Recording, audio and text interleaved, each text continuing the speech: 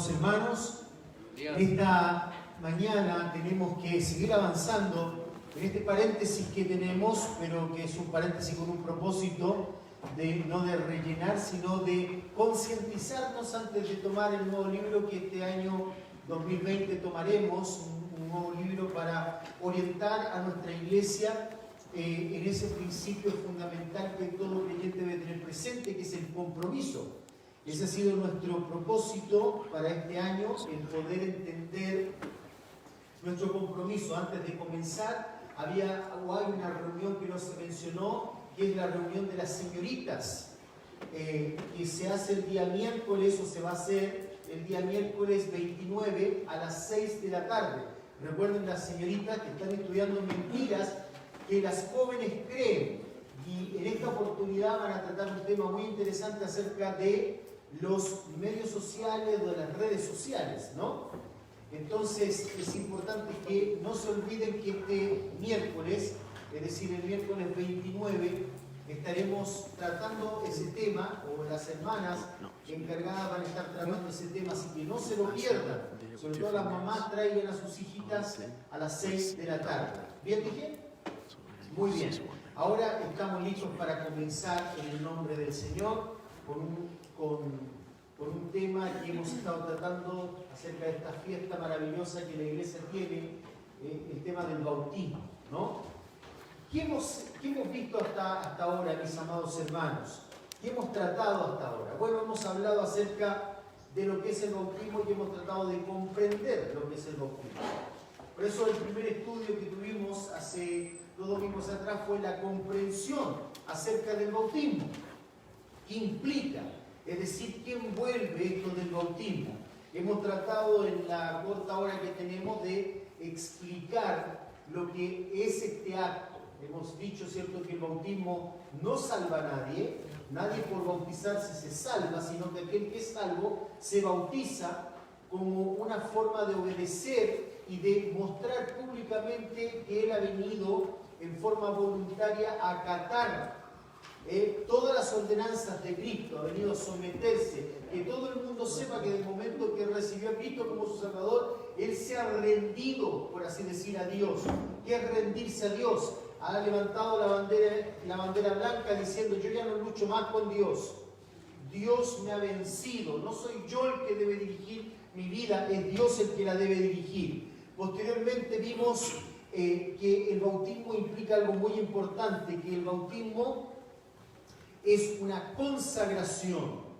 Una consagración es ponerme en toda mi vida, con todos los aspectos de mi vida, en las manos de Dios. Yo me consagro a Dios. Eso implica también el bautismo. Y hoy veremos algo muy importante que tiene que ver con la constancia.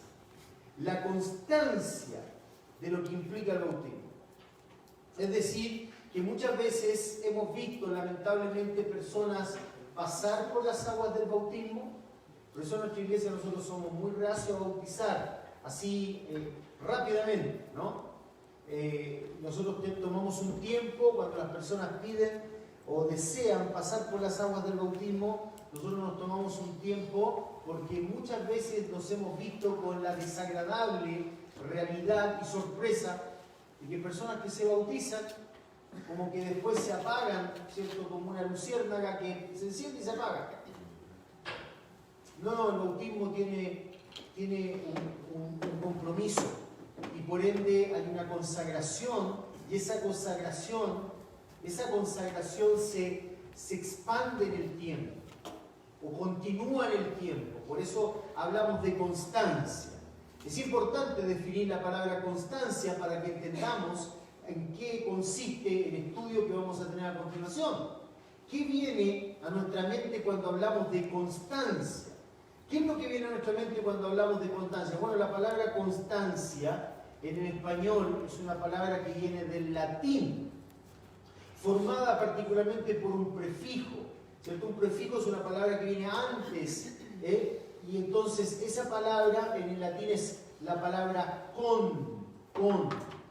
Esa palabrita latina con expresa unión.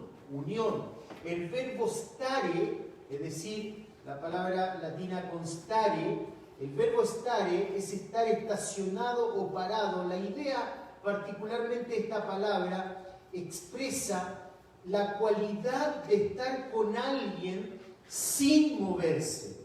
La cualidad de estar con alguien sin moverse. Muchas veces nosotros tendemos en nuestra vida a movernos de ciertos lugares. Somos muy volubles, cambiantes, nos movemos con facilidad. De ahí que hemos iniciado en nuestra iglesia este año, cuyo lema es compromiso, con los bautismos y también con una conferencia que el pastor Enoch vendrá a realizar a nuestra iglesia. Seremos bendecidos en febrero, principalmente en esas fechas donde hablamos del Día del Amor, ¿cierto? Estaremos hablando en esta conferencia del compromiso. ¿Qué es el compromiso? Nuestro compromiso como matrimonio, como familia, nuestro compromiso en la iglesia. Porque queremos entender lo que es el compromiso. No existe tal una iglesia que no se comprometa con su Señor. Si usted, por ejemplo, le molesta que hablemos de compromiso, mi hermano, no podemos hablar de otra cosa. Porque si Cristo es el Señor, nosotros debemos tener un compromiso con Él. Amén. Por lo tanto, es importante definir esta palabra. La cualidad de estar con alguien sin moverse. Sin moverse. Nosotros tendemos a tomar decisiones de compromiso, pero rápidamente comenzamos a ser volubles, a cambiar. Es como que no sé si realmente estuve pensando bien cuando me comprometí. Vivimos en una sociedad con falta de compromiso. La falta de compromiso es propia de este mundo, no del cristianismo. ¿Escuchó eso? Es propia de este mundo, no del cristianismo. Por eso, curiosamente, las estadísticas dicen que hoy en día hay muy pocos matrimonios que se separan. ¿Cómo, pastor? ¿Escuché bien? Usted está hablando de la falta de compromiso y hay pocos matrimonios que se separan. Sí, porque han bajado las tasas de matrimonio. Ya la gente no se casa, la gente vive, como dicen ellos. Vivimos juntos. ¿Por qué? Porque es más fácil, porque no estamos seguros si estamos comprometidos a estar para siempre juntos. Es decir, que no es que ha aumentado el compromiso, sino que la falta de compromiso es lo que se presenta con más claridad en este mundo. La gente se casa y se separa, como quien va al Walmart, se compra una camiseta y después dice, bueno, la voy a devolver porque no me gustó. ¿Ese es el tenor de la sociedad hoy en día? Bueno, en la iglesia no puede ser ese el tenor.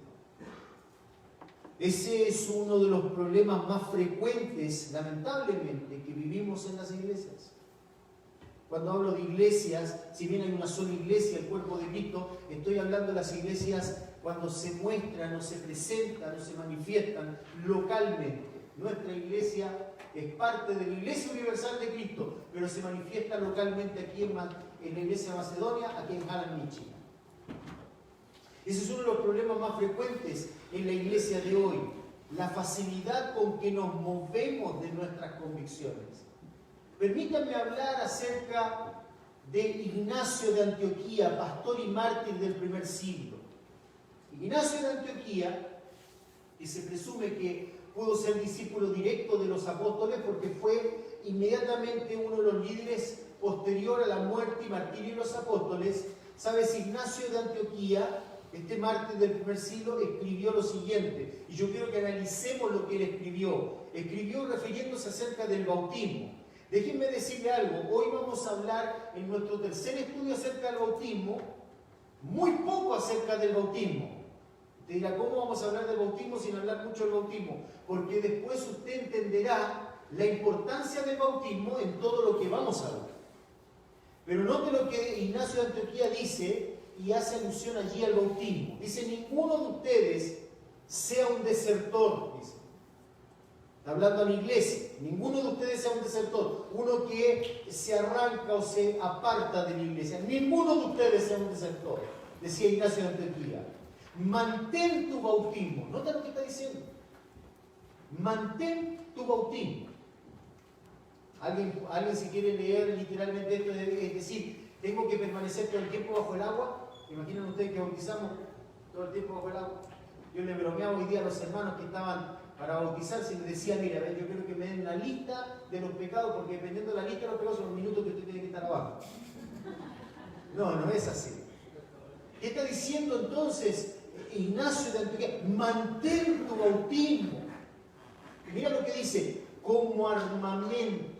Es decir, que si entendemos que la vida cristiana es una lucha, una batalla, el bautismo es como ese grupo de armas que nosotros tenemos, los elementos que tenemos para enfrentar esta lucha, el pensamiento en nuestra mente de lo que implica el bautismo. Mantén el pensamiento que hiciste precisamente cuando viniste a las aguas del bautismo. Dice, tu fe como yelmo. Cuando habla de la fe, no está hablando únicamente del momento cuando en arrepentimiento y en confianza vinimos a Cristo, cuando le conocimos por medio del Evangelio, sino que está hablando del conjunto de las doctrinas que implica nuestra fe, en qué confiamos, qué es lo que nosotros creemos. Él dice, manténlo como yelmo. El yelmo, tal como lo expresa Pablo en Efesios, el yelmo era esa especie como parte de la armadura que cubría la mente o la cabeza de las personas. En este caso, en el sentido espiritual, por eso dije mente al principio, en la mente. Es decir, que el conjunto de doctrina, la enseñanza de la doctrina, es lo que mantiene nuestros pensamientos en el lugar correcto. Se mantén tu bautismo como armamento, tu fe como yelmo, tu amor como lanza. Los creyentes hemos sido llamados a amar, a amarnos, a servirnos en amor los unos a los otros. Esa es nuestra lanza. Esa es la forma en que nosotros en la iglesia peleamos la batalla. Nosotros no hemos sido llamados a destruir, hemos sido llamados a construir a otros. Amén. Nuestra lanza es el amor. Tu resistencia como el conjunto completo de tu armadura. Hemos sido llamados a resistir, hemos sido llamados a ser pacientes, hemos sido llamados a ser perseverantes. La esperanza que no avergüenza, la obtendrán aquellos que son perseverantes, aquellos que permanecen perseverantes en la fe. Nuestro Señor Jesucristo habló de la perseverancia. Él habló del que permanece. Es el que se caracteriza, el que permanece, siendo un hijo de Dios. Siendo un hijo de Dios. Que tus obras, decía Ignacio de Antioquía, sean tus depósitos en tiempo de guerra. ¿Notas eso? Que tus obras sean tus depósitos. En esta vida nosotros vamos depositando, vamos invirtiendo a través de nuestro obrar, entendiendo que hemos sido bautizados en el nombre de Cristo, nos hemos comprometido a vivir una vida de obrar para Dios. Es como un depósito. Que tus obras sean tu depósito en tiempo de guerra, de modo que puedas recibir tus ahorros merecidos por haber depositado tu vida en el altar de Dios, invertir tu vida hacia Dios. Por lo tanto, sean pacientes unos con otros. Ahí está el depósito, invirtiendo, edificando a los demás con amabilidad, como Dios lo es contigo. Es decir, como Dios hace con nuestras vidas. Amén. ¡Qué tremendo escrito! Los primeros creyentes veían su vida cristiana, que se manifiesta públicamente a través del bautismo, como un compromiso inquebrantable. Era un compromiso que no se podía romper. Siguiendo a Ignacio de Antioquía, en su martirio por el emperador Trajano escribió, o cuando iba a ser martirizado por el emperador Trajano escribió lo siguiente. Dijo así, a todas las iglesias, nos incluye. Él dijo así, a todas las iglesias, hago saber que de mi propio libre albedrío o voluntad muero por Dios. Dejadme que sea entregado a las fieras, puesto que por ellas puedo llegar a Dios.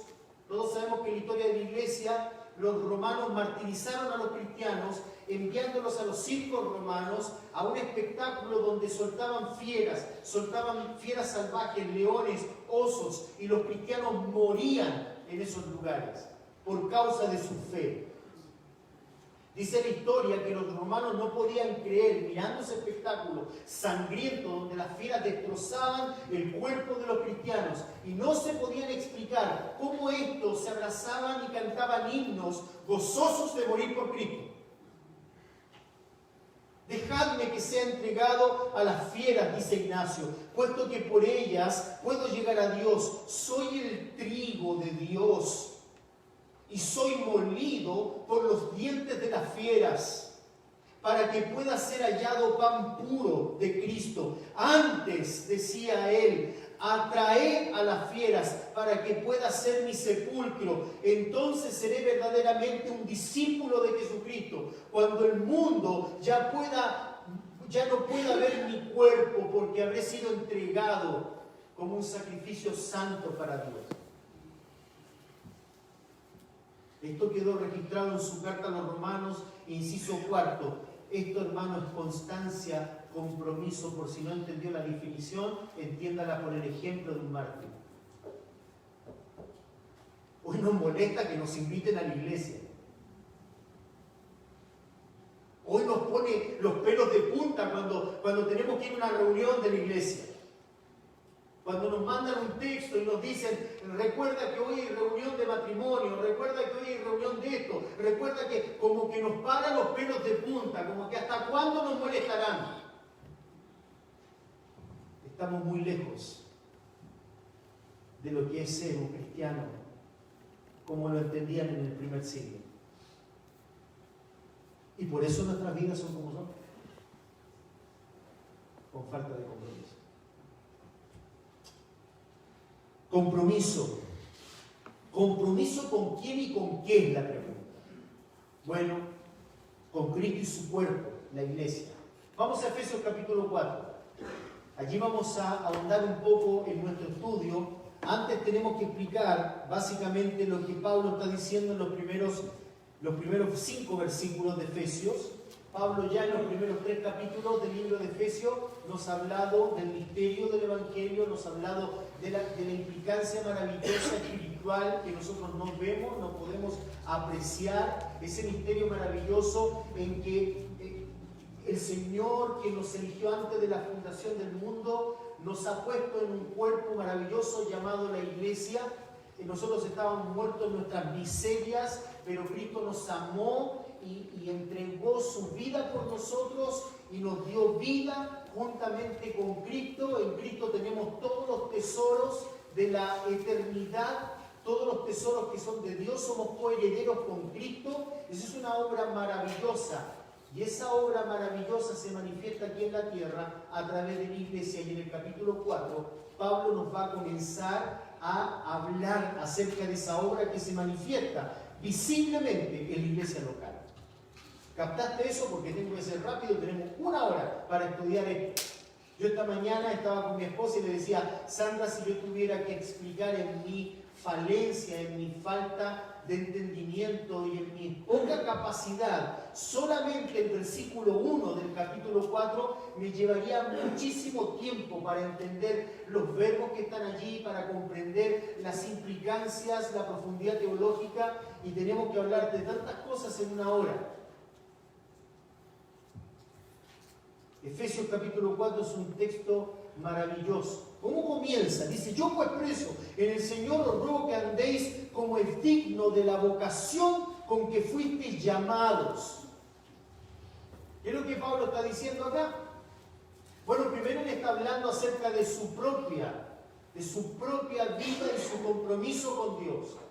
Que su compromiso ha sido inalterable a pesar de que él está preso. Por causa del Evangelio, Pablo iba a ser martirizado. Ahora estaba preso. ¿Por qué? ¿Porque era un malhechor? No, porque él había entregado su vida a la predicación del Evangelio y estaba cautivo por causa de Cristo. Yo por preso del Señor, os ruego.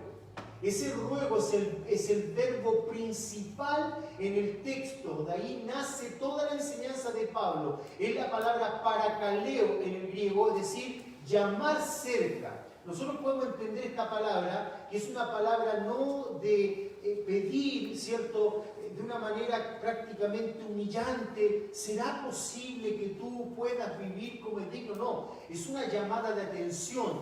Nosotros podemos entender este verbo de la siguiente manera: cuando nosotros llamamos a un hijo y le decimos, hey, ven aquí a mi lado, quiero que me des cuenta, ríndeme cuenta por esto, te voy a pedir esto, por lo tanto ven aquí a mi lado porque quiero que entiendas bien esto. Es una exhortación. Pablo está exhortando, Pablo está animando a la iglesia, está llamando la atención, le está diciendo, vosotros tenéis una responsabilidad muy grande en el Evangelio. Y de ahí parte toda la enseñanza. Dice, os ruego, dice Pablo, os ruego que andéis como es digno de la vocación. La palabra vocación, no vamos a ahondar mucho en esto porque no nos daría el tiempo, pero la palabra vocación es la palabra kalesis en el griego. Primero Pablo ha dicho parakaleo, llamar cerca. Llamar cerca para entender que debemos andar, esa palabra andar allí es algo continuo. La palabra peripateo que aparece en el griego es la idea de transitar en las verdades de Dios continuamente, y debemos transitar en las verdades de Dios como es digno. La palabra axios en el griego da la idea de algo en equilibrio, es como una balanza. Si hemos sido llamados por un llamamiento santo que es el Evangelio, nosotros debemos andar como es digno del Evangelio, en santidad. Si el que nos llamó es santo, nosotros debemos ser santos en toda nuestra manera de vivir. ¿Amén? Amén. Si el que nos llamó tuvo un compromiso con nosotros, nosotros debemos comprometernos, no menos que eso, con Él. Y dice Pablo que andéis en equilibrio como es digno de la vocación, kalesis. Es una invitación de salvación, y en el contexto es una invitación de salvación a componer un cuerpo. Este cuerpo se llama la iglesia. Dios nos ha llamado por el Evangelio a la salvación. ¿Y qué implica esta salvación? Que formemos un cuerpo y que ese cuerpo sea la evidencia de Dios en esta tierra. Que nosotros mostremos la luz admirable de Dios a través de la iglesia. Cuando nos reunimos aquí como iglesia, nosotros hemos sido llamados con un propósito. No venimos a un club, venimos a un lugar santo que fue preparado desde antes de la fundación del mundo, fue de alguna manera diseñado desde antes de la fundación del mundo. En el Antiguo Testamento no se reveló acerca de esto, se revelaron otras cosas que apuntaban a esto, y que hoy a Dios le ha dignado en su amor revelarnos, y que nosotros debemos comprender y entender, ser entendidos de todo esto para que andemos como es digno. Dice Pablo que andéis como es digno, kalesis, con precisamente ese llamado con que fuimos llamados. Sería una redundancia. Entonces, a continuación, Pablo indica tres actitudes dignas, tres actitudes que nos hacen andar como es digno, tres actitudes que nos hacen andar en el equilibrio perfecto del andar siguiendo ese llamado, caminando en ese llamado. Y lo primero que dice Pablo es con toda humildad. Con toda humildad. La idea de esa palabra griega allí es humildad de mente. Todo comienza en nuestra forma de pensar. Cuando nosotros dejamos de pensar en nosotros mismos como el centro del universo para entender que Cristo es el centro del universo. Con toda humildad. Es la humildad lo que va a manifestar en mí un andar correcto, pero no es una humildad aparente, es una humildad que nace en el entendimiento, en la comprensión de quién es Dios. Por eso Dios trabaja en el arrepentimiento, trabaja particularmente en mi mente, es un cambio de mente. El cambio de mente es, yo entendía que antes yo era lo más importante, ahora entiendo que es Cristo. Que yo he blasfemado el nombre de Cristo, yo he desobedecido a Cristo y vengo en arrepentimiento, en un cambio de mente y de fe, a que Cristo me perdone. Y vengo a una nueva vida, que no consiste en soberbia, sino en humildad. Para andar como es digno. Con toda humildad, dice el versículo, y mansedumbre. La idea de esta palabra es un poder controlado. Yo necesito trabajar en mi vida y manifestar precisamente en un control de humildad, manifestar mi sometimiento a Cristo y mi amor por la iglesia, sustentando la iglesia, animando la iglesia, viniendo cada uno de nosotros a servirnos en amor mutuamente, los unos a los otros, en amor, porque yo he comprendido el amor de Dios, y como he comprendido el amor de Dios, como Él me amó primero, yo le amo a Él y amo todo lo que Él ama, y Él ama a su iglesia.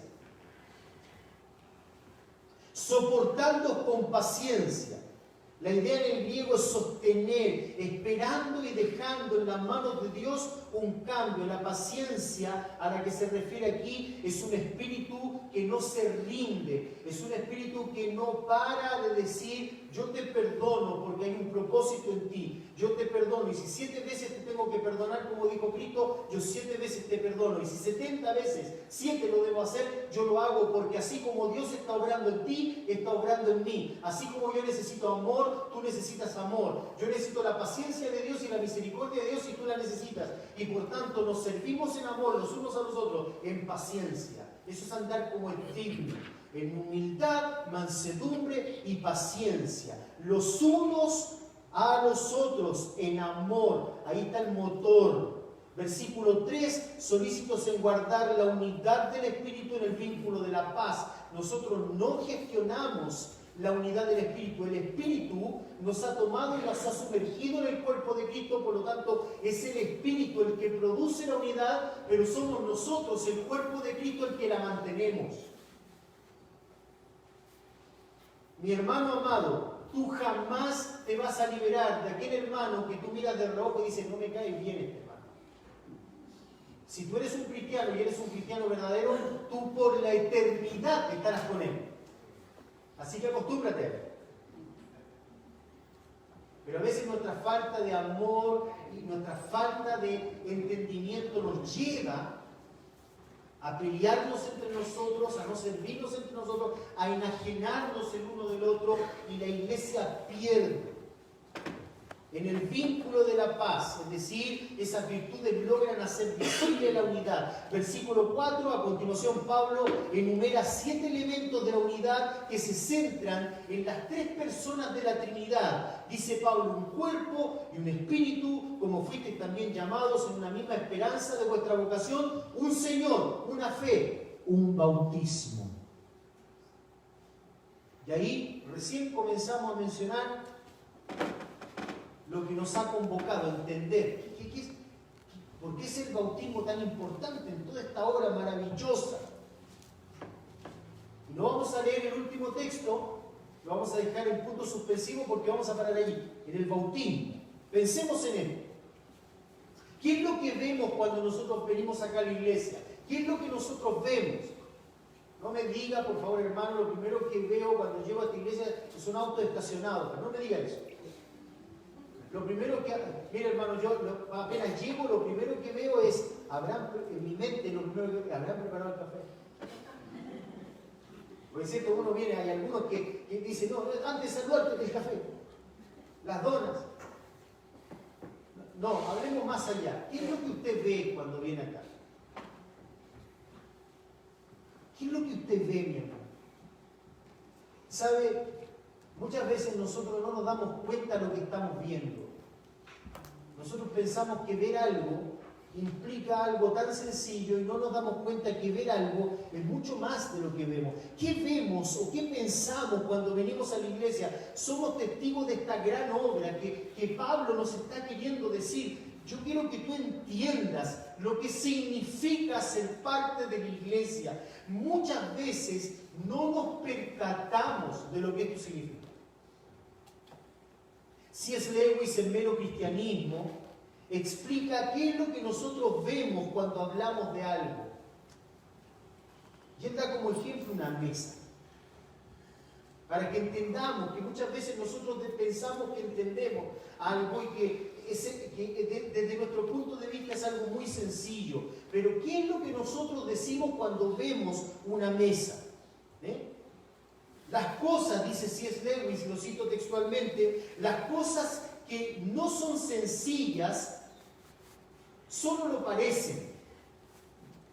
Es decir, las cosas que vemos parecen sencillas, pero no lo son. Dice, cuando nosotros hablamos de mesa, ¿qué es la mesa? La mesa ante la que estoy sentado, dice C.S. Lewis, parece sencilla, pero pedidle a un científico que os diga de qué está hecha realmente, que os hable de los átomos y sobre cómo las ondas de luz rebotan en ella y se dirigen a mis ojos, y lo que hacen con mi nervio óptico, y lo que éste hace con mi cerebro, y por supuesto descubriréis que lo que llamamos ver una mesa os lleva a misterios y complicaciones cuyo final apenas podéis alcanzar. ¿Lograste entender eso? ¿Qué es lo que nosotros vemos cuando vemos una mesa? Dice C.S. Lewis, si le pedís a un científico que os diga lo que es una mesa, veréis que es mucho más complejo de lo que vosotros veis. Los átomos que se unen, la matemática que hay en una mesa en los ángulos perfectos para que ésta no se caiga. La luz que rebota en la mesa, que llega a mi nervio óptico, que me permite ver lo que yo digo, simplemente esto es una mesa. Te daréis cuenta, y os daréis cuenta, dice C.S. Lewis, que cuando hablamos de una mesa es mucho más complejo que lo que nosotros pensamos. ¿Qué es una iglesia? ¿Qué es la iglesia? Bueno, Pablo está comenzando a decirnos qué es la iglesia. Eso es lo que Pablo nos quiere hacer entender, que lo que vemos parece simple, pero no es simple. Esa es la gran necedad de algunos que no entienden qué es el lugar donde asiste como miembro de un lugar.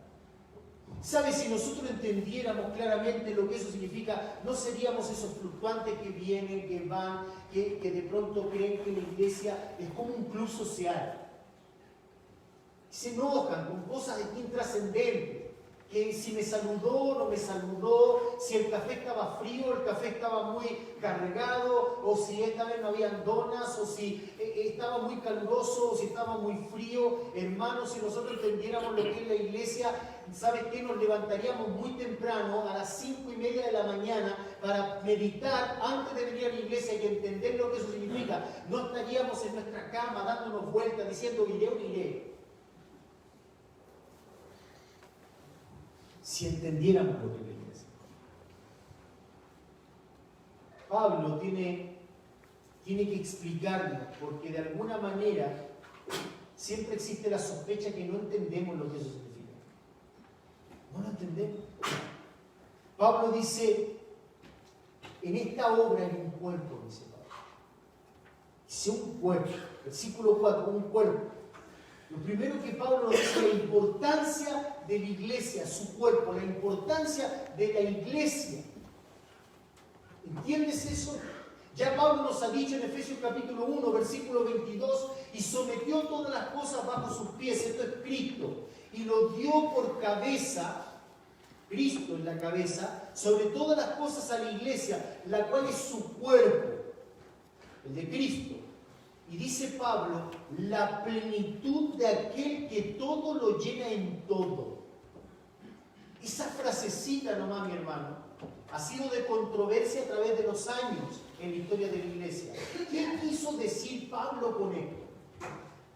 Algunos dicen, bueno, quizás el verbo está de tal manera en que lo que explica aquí Pablo es que la iglesia vino a ser el complemento de Cristo como una esposa, porque Pablo va a hablar del casamiento más adelante y va a hablar del matrimonio. Otros dicen que ambos se complementan, Cristo y la iglesia, pero son muchos, y yo me adhiero a ese tipo de pensamiento, y lo que Pablo está diciendo es que Cristo complementa a cada uno de nosotros que componemos la iglesia. Pablo lo ha dicho en Colosenses. Todas esas interpretaciones son respetables, y los que explican o los que plantean el hecho de que la iglesia vino a complementar a Cristo están diciendo no es que Cristo necesite de algo, pero de alguna manera Cristo nos ama tanto que Él siente que es importante que nosotros vengamos a ser parte de Él y nos ha hecho parte de su cuerpo como un esposo lo es de su esposa. Es respetable. Pero me encanta la traducción de la Nueva Traducción al Viviente, cuando explica desde mi perspectiva muy bien el concepto que de alguna manera Pablo nos quiere transmitir. Y dice la Nueva Traducción del Viviente así: Él la completa y la llena, y también es quien da plenitud a todas las cosas en todas partes con su presencia. Él la complementa, Él la completa y la llena. No podemos estar llenos, nos sentimos vacíos sin Cristo.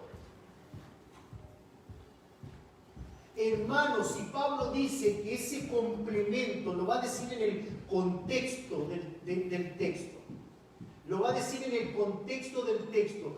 Cristo nos complementa, por cierto, nos complementa en todo momento, tal como Él lo hace con el universo, como lo vimos en el libro de Colosenses, que si Él quita la mano todo explota. Pero Él hace eso particularmente cuando nos reunimos como iglesia para manifestar, una vez que nos separamos en un sentido literal, cuando cada uno se va a su casa, para manifestar lo que somos como iglesia. Pero Cristo viene precisamente a hacer eso, a complementarnos, a adiestrarnos, a instruirnos, a llenarnos cuando nos juntamos como iglesia. De ahí que en Apocalipsis Juan ve allí claramente en la visión de los 7 candelabros que representan a la iglesia, que representan a su iglesia, a la iglesia en su totalidad. El número 7 implica perfección y dice que Cristo se mueve entre las iglesias. Es algo maravilloso que te debe dejar, al menos con esta expresión, ¡wow! En segundo lugar, Pablo dice un espíritu. Y bien traduce la Reina Valera con mayúscula. Es difícil, con la palabra neuma en el griego. No se presenta en mayúscula o minúscula, pero en el contexto claramente está hablando del Espíritu Santo con mayúscula. Un espíritu. La importancia de la influencia del Espíritu. ¿Ves? La importancia de la iglesia. Pero la iglesia tiene una influencia. Es una persona que influencia a la iglesia. No es una fuerza impersonal.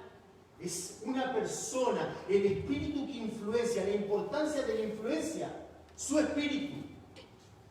Cristo prometió esa influencia maravillosa en Juan capítulo 16, versículo 13, donde Cristo dice: pero cuando venga el Espíritu de verdad, Él os guiará, es decir, os influenciará a toda la verdad, porque no hablará de su propia cuenta, sino que hablará todo lo que oyere y os hará saber las cosas que habrán de venir. El Espíritu Santo vino no solo para insertarnos en el cuerpo de Cristo, el bautismo del Espíritu que nos sumerge en el cuerpo de Cristo, sino para influenciarnos, para hablarnos de aquellas cosas que corresponden a Cristo.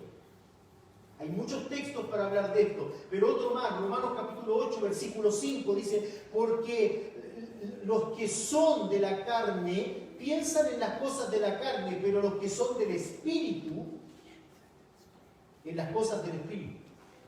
Porque el Espíritu nos influencia a través de eso, de las verdades de Dios. Eso ocurre aquí en el cuerpo, mi hermano, cuando nos reunimos como cuerpo. Y tiene connotaciones cuando nos separamos. Nunca la iglesia se separa como cuerpo, pero sí cuando nos dividimos aquí para ir a nuestras casas, continúa esa influencia. Eso es lo que ocurre aquí en la iglesia. Romanos 8:14. Porque todos los que son guiados por el Espíritu de Dios, estos son hijos de Dios. Primera de Corintios 2:12. Y nosotros no hemos recibido el espíritu del mundo, sino el Espíritu que proviene de Dios, para que sepamos lo que Dios nos ha concedido. Todo esto Pablo lo habla en el contexto de iglesia, en el contexto del cuerpo local que se reúne, porque entiende la importancia del cuerpo de Cristo, entiende la importancia de los dones que Cristo da a su iglesia, los dones personales, es decir, hombres que Él ha otorgado a la iglesia. Él va a hablar de los profetas, de los pastores, de los maestros, y va a hablar también de los dones particulares, las caris o las gracias dadas a cada creyente para que funcione en este cuerpo de una manera armónica, así como el cuerpo funciona de una manera armónica, tiene pies, tiene piernas, tiene brazos y solo una cabeza. ¿Esa cabeza quién es? Cristo. Yo no sé si no estoy siendo simple para compartir esto en tan poco tiempo, pero concéntrate, mi hermano. Dice también el versículo 4, un tercer aspecto, una misma esperanza de vuestra vocación. ¿Te acuerdas que Pablo nos dice que Él nos llamó, que seáis dignos de vuestra vocación, del llamado? Por eso cuando hablamos de la vocación de un médico, es que el médico ha sido llamado y ha hecho el juramento, ¿cierto?, en que él decide optar siempre por la vida y velar por la vida y la sanidad de los individuos. Es el juramento hipocrático, haciendo alusión a ese conocido griego que fue el padre de la medicina, el juramento hipocrático. Yo juro velar por la vida. Por eso es algo incongruente que un médico haga abortos. Entre paréntesis. Y entonces Pablo dice que nos llamó y dice a una misma esperanza de vuestra vocación, precisamente de ese llamado. Todos hemos sido llamados en esta tierra a andar como es digno, y en ese andar como es digno, mi amado hermano, allí vemos una luz tenue, cada vez más brillante, más brillante, más brillante, hasta que lleguemos a ese glorioso lugar llamado el seno de Dios, donde estaremos con Él por siempre y jamás, donde Él enjugará todas lágrimas. Esa es nuestra esperanza. Y el que tiene esta esperanza no será avergonzado, dice la Biblia. No nos seremos avergonzados. No es que llegaremos al final y digamos, yo pensé que era algo mejor. No. El mundo no dirá, no tenías una esperanza. No, nosotros podemos estar seguros. Un día el Señor nos llevará allí a la patria celestial. Gloria a Dios. En esta tierra debemos andar como dignos. La importancia de la inminencia de la esperanza. La inminencia habla de que puede ser en cualquier momento. La importancia de la iglesia, no debe pasar por alto eso, la importancia de la influencia del Espíritu, la importancia de la inminencia de esa esperanza. Es una esperanza inminente, en cualquier momento viene, en cualquier momento, mi amado hermano, quizás puede ser hoy, quizás ni siquiera termino mi mensaje. Y van a quedar aquí las ropas de muchos allí. Espero no ver ninguna, porque si no me quedé.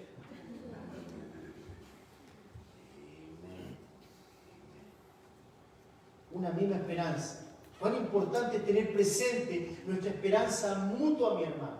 Cuando nosotros tenemos presente nuestra esperanza, dejamos de ser niños metidos en cuestiones que no importan. ¿Sabes qué? Este mundo te va a parecer agrio cuando entiendas y pienses en tu esperanza. Las dificultades acusan, es decir, estimulan nuestra esperanza. Por eso en este mundo nosotros sufrimos dificultades, tormentas, como veíamos el miércoles. ¿Y sabes qué? Las personas que no se congregan para que Cristo se mueva en medio de ellos, para que se nutran mutuamente por los dones de otros, ¿saben lo que pasa cuando vienen los momentos difíciles? No saben qué hacer. No están preparados. Pablo habla de que precisamente las dificultades acusan, estimulan. Romanos 5:4 dice, y la paciencia prueba, y la prueba esperanza.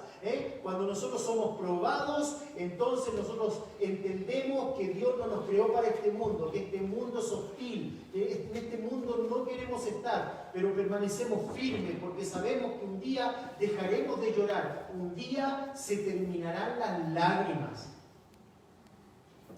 Romanos 15:4, porque las cosas que se escribieron antes para nuestra enseñanza se escribieron a fin de que por la paciencia y la consolación de la Escritura, es decir, la enseñanza, la instrucción que toma el Espíritu Santo, que toma de Cristo y nos hace saber, nos ilumina, nos orienta, nos influencia por medio de la Escritura, las cosas que se escribieron a fin de que por la paciencia y la consolación de las Escrituras, no una consolación que nosotros inventemos o una vida cristiana a nuestra manera, no, la consolación que produce la Escritura, tengamos esperanza.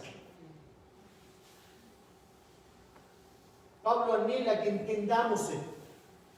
Por eso en el mismo contexto en que él habla de Efesios capítulo 4, en Efesios 1, 18, dice, alumbrando los ojos de vuestro entendimiento, que haya un alumbramiento, es decir, que abráis vuestros ojos, que de una vez por todas dejéis de mirar lo que no conviene, abráis vuestros ojos, los ojos de vuestro entendimiento, para que sepáis cuál es la esperanza a que Él os ha llamado.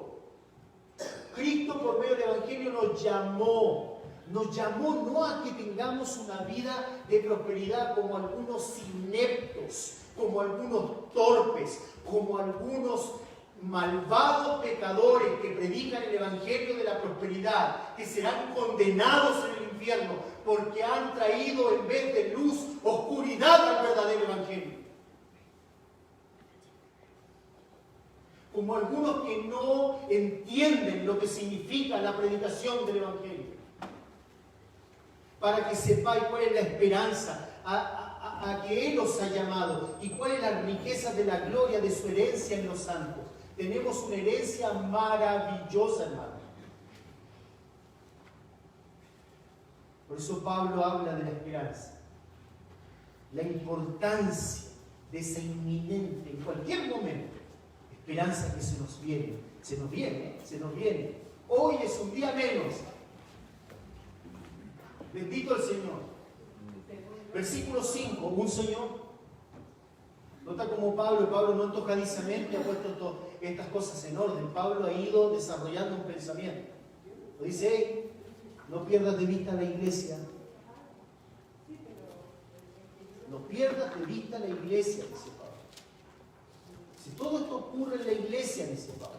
Pablo nos dice, hey, no pierdas de vista el cuerpo, no pierdas de vista que en el cuerpo hay una influencia, la del Espíritu Santo. No pierdas de vista que esa influencia nos lleva a entender que en Cristo tenemos esperanza. Y entiende una cosa, en esa esperanza, en ese transitar, en ese caminar en esta tierra,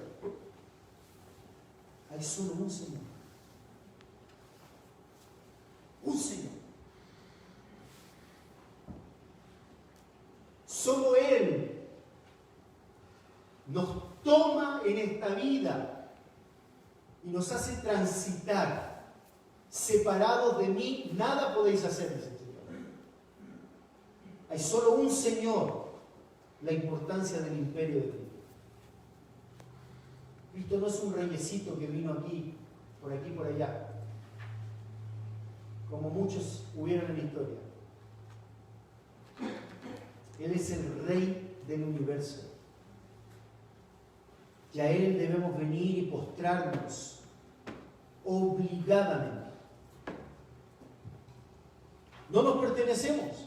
Romanos 14:7 dice, porque ninguno de nosotros vive para sí, ninguno muere para sí, pues si vivimos para el Señor vivimos, si morimos para el Señor morimos, así pues sea que vivamos o que muramos, del Señor somos, porque Cristo para esto murió y resucitó. ¿Ves? Lo que nosotros representamos en el bautismo. Cristo murió y resucitó. Nosotros en Cristo morimos y resucitamos. ¿Para qué? Y volvió a vivir para ser Señor así de los muertos como de los que viven, de todos. ¿Qué dice Pablo aquí? Pablo está diciendo algo maravilloso. No vivimos para nosotros. Mis amados jovencitos, amados jóvenes que están escuchando esto en la iglesia, yo sé que a tu edad muchas veces tú piensas que la vida consiste en ti. No, Dios te creó con un propósito y créeme, si vas a encontrar la felicidad para tu vida, precisamente es viniendo y doblegándote a Cristo.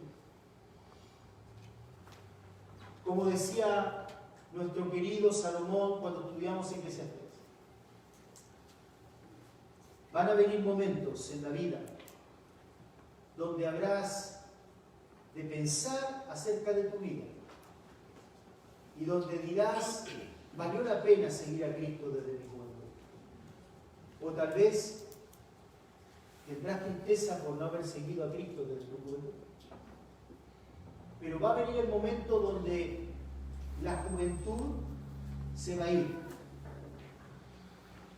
donde va a venir la secuela. ¿Saben lo que es la secuela? Secuela, juventud.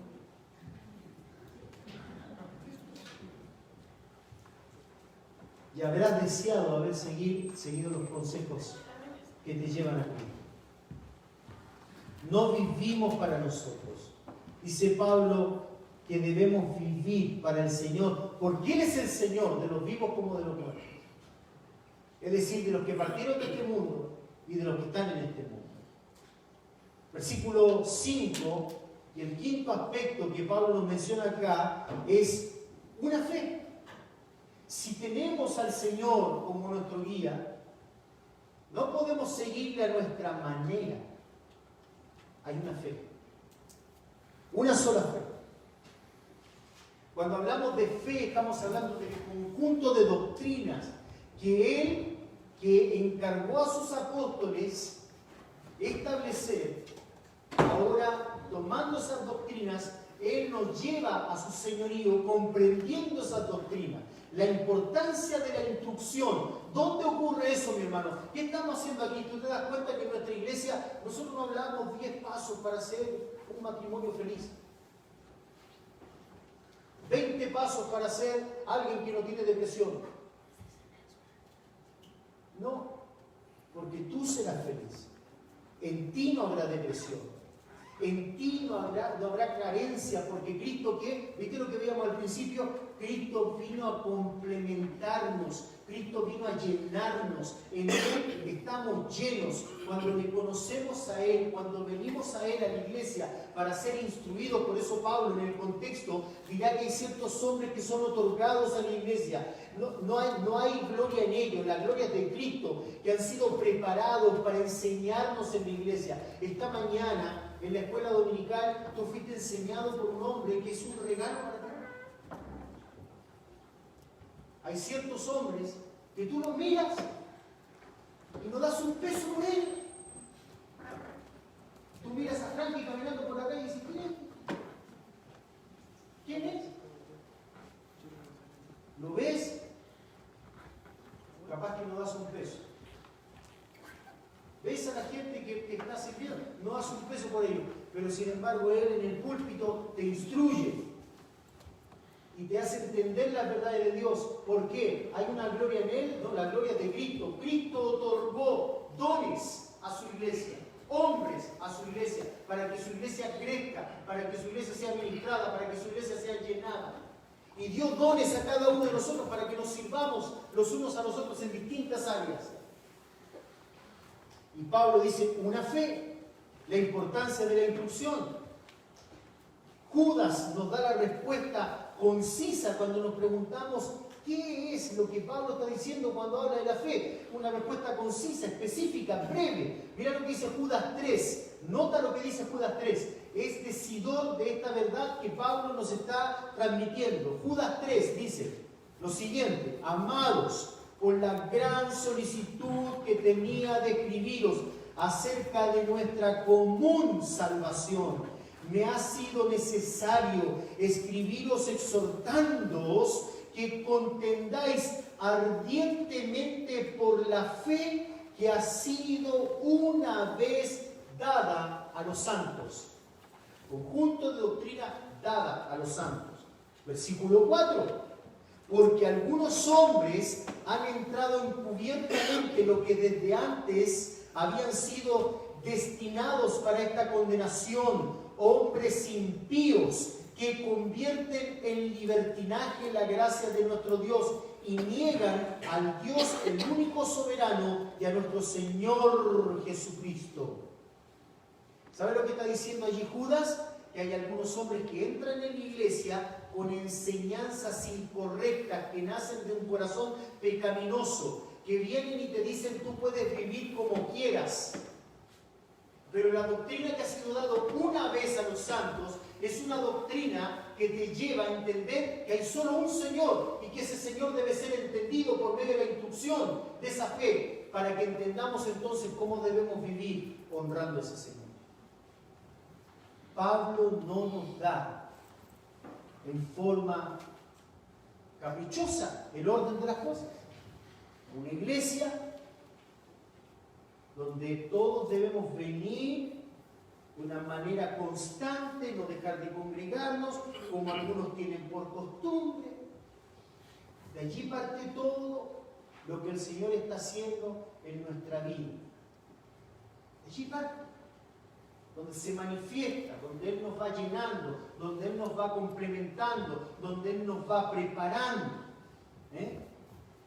Es entonces en el orden de las cosas en donde Pablo va terminando con la alusión al compromiso, al que hemos penetrado en y por la maravillosa obra de Dios. Pablo nos habla del compromiso. Algunos escritores mencionan que en el versículo 5, cuando él dice un bautismo, se está refiriendo particularmente al bautismo del Espíritu Santo. Y por cierto, cada vez que hablamos del bautismo tenemos que pensar en eso. No existe bautismo en las aguas, sino un bautismo del Espíritu Santo, donde el Espíritu Santo, vuelvo a reiterar, nos sumerge en el cuerpo de Cristo, y eso es lo que nosotros manifestamos públicamente. Pero yo creo particularmente que Pablo, como muchos grandes escritores de la Biblia, me adhiero a ellos, porque yo no soy comentarista de la Biblia, porque yo no soy un comentarista de la Biblia, no soy un teólogo, soy un simple pastor, que necesito de ellos para entender la Biblia. Pero con muchos grandes teólogos, claramente en el orden en que Pablo ha ido hablando, donde previamente al bautismo, él va diciendo un Señor, una fe, un bautismo. Claramente dicen algunos, Pablo está hablando aquí de la importancia de la identificación con este orden.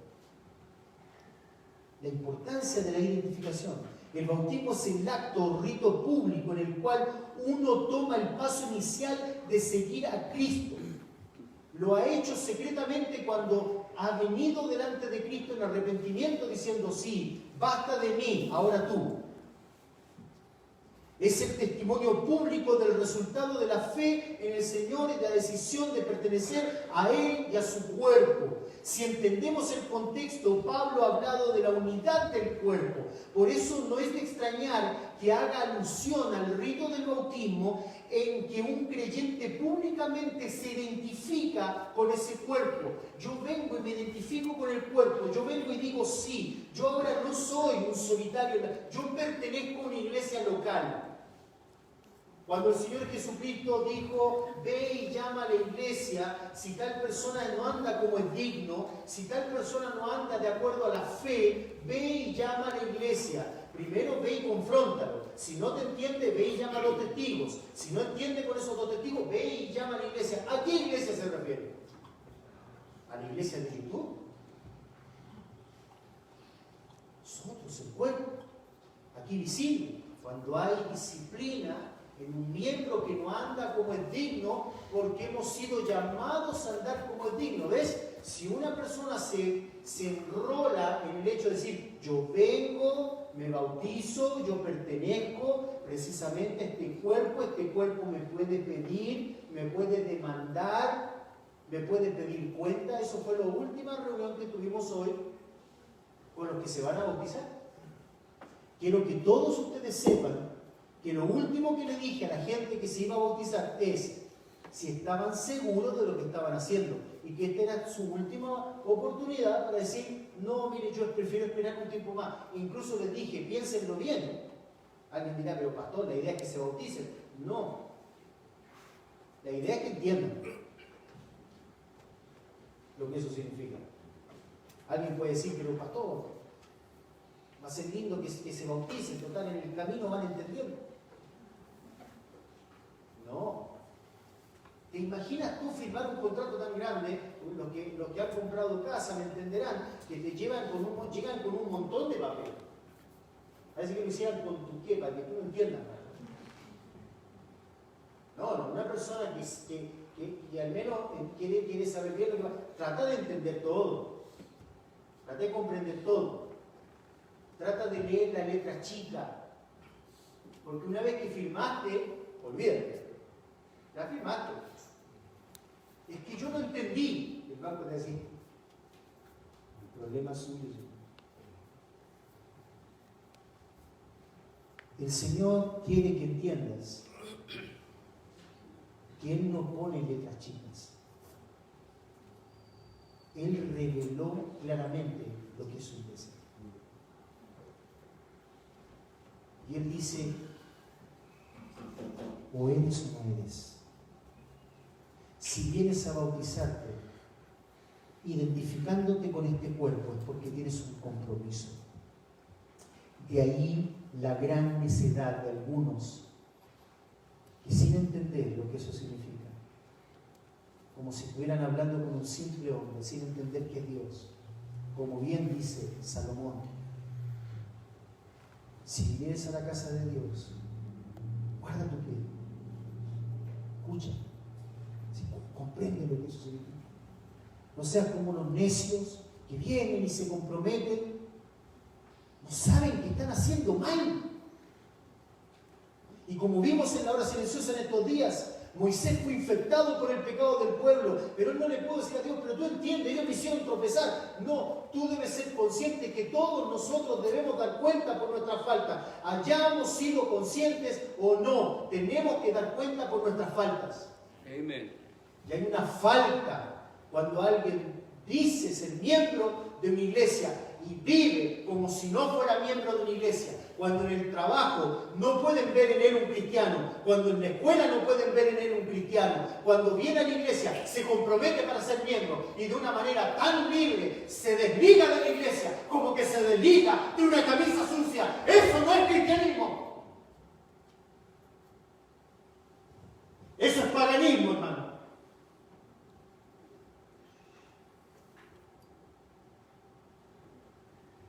Finalmente Pablo sella esta profunda pero breve explicación del gran abanico, del prisma multicolor de la obra de Dios. ¿Con quién es el autor de tan grande salvación? Pablo ve que no ha utilizado un orden que es antojadizo. Pablo va a decir al final, un Dios y Padre de todos, el cual es sobre todos y por todos y en todos. ¡Wow! ¡Qué manera de cerrar! Dice un Dios y Padre de todos. ¿Sabe, mi amado hermano? Él nos ha adoptado. Solo un hijo insensato no se compromete a vivir una vida apegada a su padre. La insensatez es eso. ¿Sabes lo que dice la Biblia? Que Él nos adoptó. Dice un Padre de todos, el cual es sobre todos. Por eso Él nos ha adiestrado. Porque Él quiere que sepamos. ¿Sabes tú? En la lectura, hoy ya terminamos con Éxodo, ahora comenzamos con Levítico. Y tú te pones, ya viste en Éxodo, cómo Él decía, y los cordeles serán de esta forma, y los anillos, y donde llevarán el tabernáculo y será envuelto en oro y esto, etcétera, y los cordones serán de esta manera. Y decís, ¿por qué tanto detalle? Y ahora el Levítico comienza con los sacrificios, y el sacrificio será de esto, y si hubiese hecho esto, lo hará de esta manera, y si lo hubiese hecho de esta manera, nunca solamente sacarás el cuello del ave, jamás la partirás, la grosura será de Jehová. Detalle tras detalle. ¿Sabes por qué detalle tras detalle? Porque Dios está esperando que le adores a su manera, no a tu manera. ¿Entiendes eso? Dice un Dios y Padre de todos, nos ha adoptado, el cual es sobre todos, nos ha adiestrado para que sepamos cómo debemos obedecer, y por todo nos ha amado. Él ha hecho esto por todos nosotros. Porque de Él, por Él y para Él, por Él, Él nos hizo por amor, por puro amor lo hizo. No porque nosotros fuéramos amables, sino porque Él decidió amarnos por todo. Y en todo, ¿saben lo que significa eso? Dios vino a habitar en cada miembro de la iglesia. Yo buscaba una palabra con A para seguir la literación. No encontré ninguna, solamente fonéticamente. Nos ha habitado, es con H. Nos ha adoptado, nos ha adiestrado, nos ha amado, nos ha habitado. Imagínense por un momento que habitado no tiene H.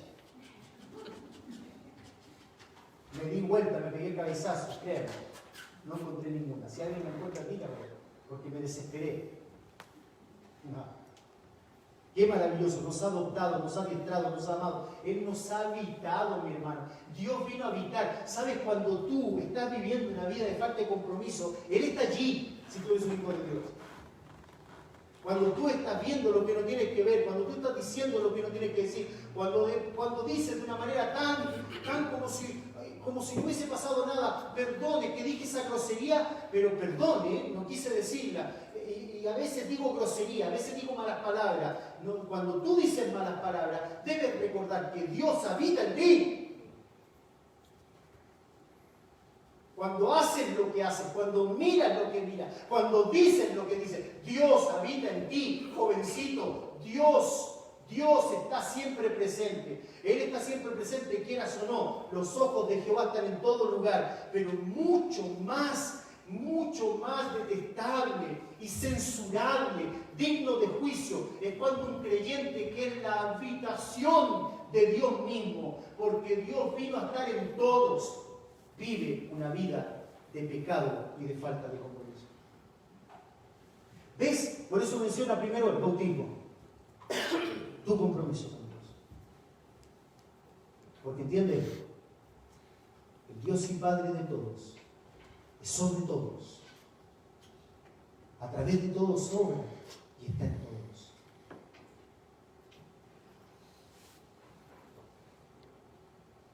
¿Cuál ha sido el propósito de Dios con todo esto?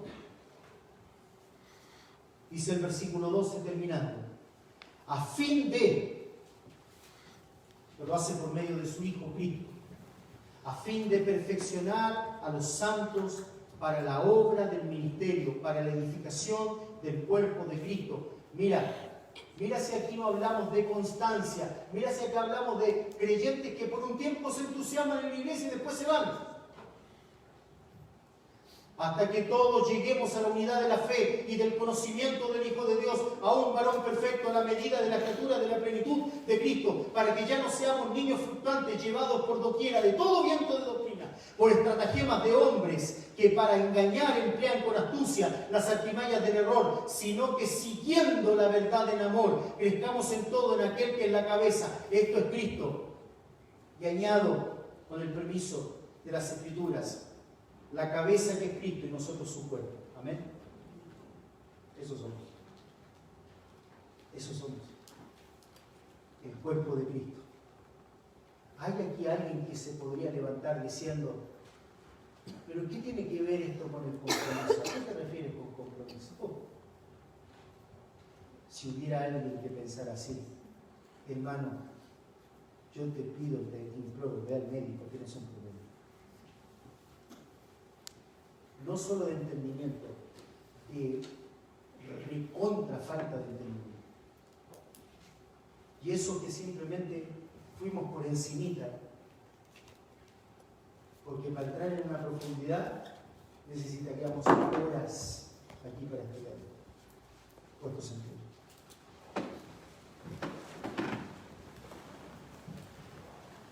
Bendito Padre Celestial, Rey de todo el universo. Bendito Padre Celestial, tú que estás en nosotros, que has hecho toda esta obra por nosotros, que actúas a través de nosotros.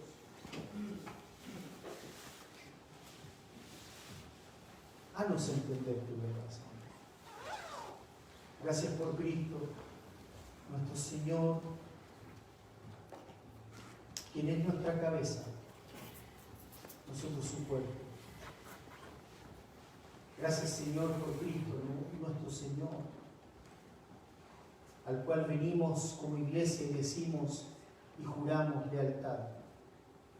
Nuestros hermanos el próximo domingo harán eso, jurarán lealtad. Así como esos cristianos que morían abrazados en la arena diciendo, leales hasta el final. Leales hasta el final. Porque hay una esperanza gloriosa.